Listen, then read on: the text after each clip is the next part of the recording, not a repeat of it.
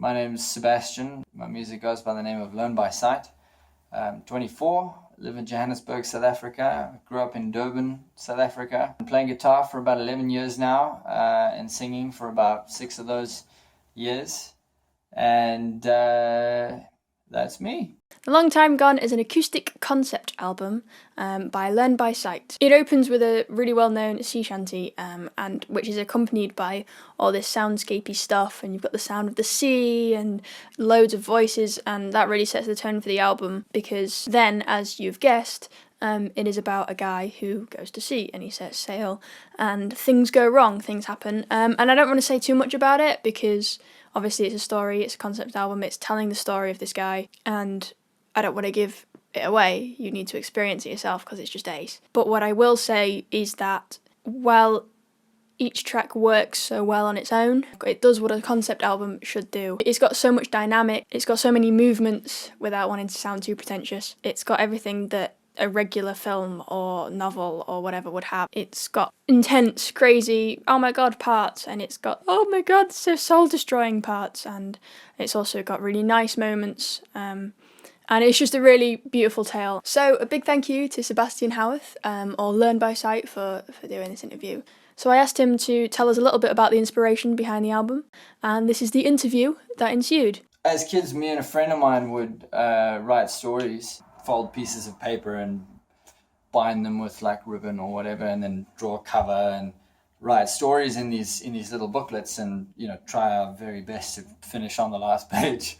And anyway, we'd circulate these stories around to our friends and see what they thought about them and things like that. So storytelling was always, I guess you could say, in my blood. Later on, I decided I wanted to write another story. I wanted to write another book, and I'd been playing music for quite a while. So I decided I would do a concept album and tell the story using my music instead of, leaving one out and only using the other. Why not combine the two? Well, I came up with a story about 6 years ago, and, as I said, it was going to be a book. Where the story itself came from, my head, is probably the most accurate answer, my imagination. What was the inspiration for the album in particular? And where do you get your inspiration for your music in general? What made me want to write a concept album?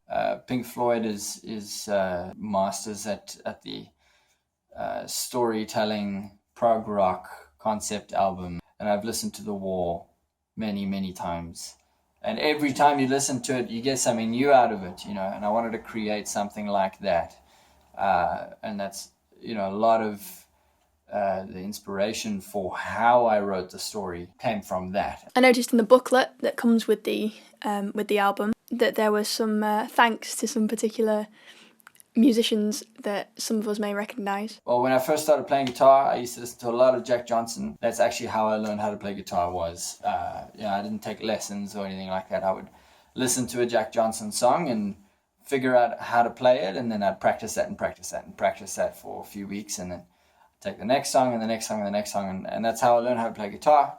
So obviously that style comes across in a lot of my music, is that very chilled, laid-back, beachy, surfy kind of vibe. And then in terms of other influences, I grew up listening to a lot of Metallica and Offspring and Nirvana and all the good old, rock out music.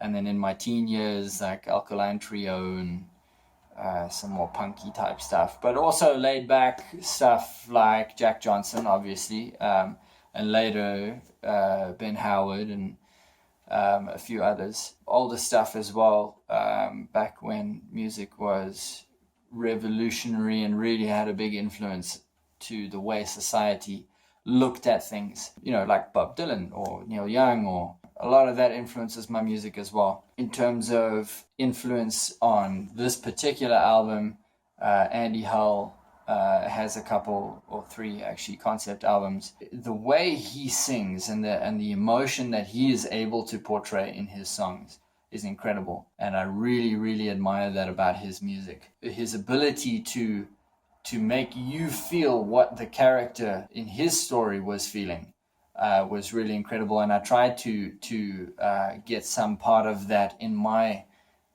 music. I make a habit of going through Bandcamp, listening to artists that aren't necessarily, very famous or well known, and guys like me who, would record something in a bedroom or, something and try and, get some exposure and whatever. And I came across Song of the Sea Maid, which is your song based on Rebecca Maskell's book. Yeah, I hadn't been writing my story for quite a while, but after I started listening to that, because of the theme as well as because it was based on a story, it got me excited and to write my story again and write this concept album and really get going. So, past that point, I started writing the story again and writing the songs, and I actually made some definite progress on that.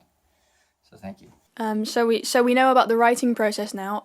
How about the recording process? What happened there? I recorded this album in a week. I drove about 8 hours from here and set up a little room, soundproofed it. I have a video on my YouTube channel. You can go and check it out if you want to, of that setup process.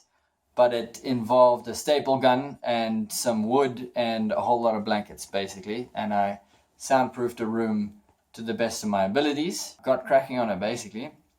That's pretty much all I did for a solid 6 days, and would really only take a break to go and surf, like once a day or whatever, to just get some space after having been in the room from like 7 in the morning until like 2 in the morning every single day. But it was really a lot of fun. I really, really enjoyed doing it that way, and I think all future albums that I produce, I really love working on it intensively instead of bit and piece, because when you work on something intensively, you don't like lose track of where you were going, and you're sort of in it, and you're there, and you're not being bothered, and you just, I really enjoyed working on my own, doing that, and just having that freedom to create, exactly what I wanted to create.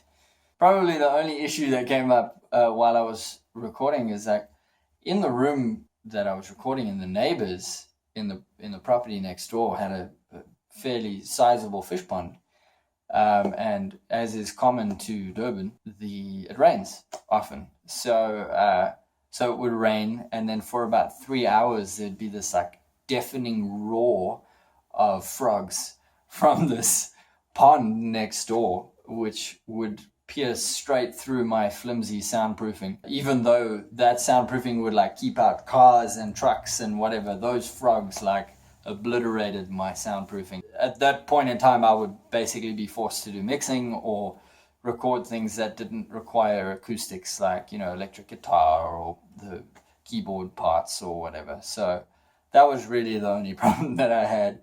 Other than that, it was fairly smooth sailing, and I really enjoyed the recording process. Okay, so I just did a gig yesterday at a market. I hadn't been gigging for a while, but I will be gigging this next year, 2017, or I'll be doing quite a few more shows. And if you like my Facebook page or follow me on Twitter or something like that, then you can keep track of where I am and where I'm going to be playing.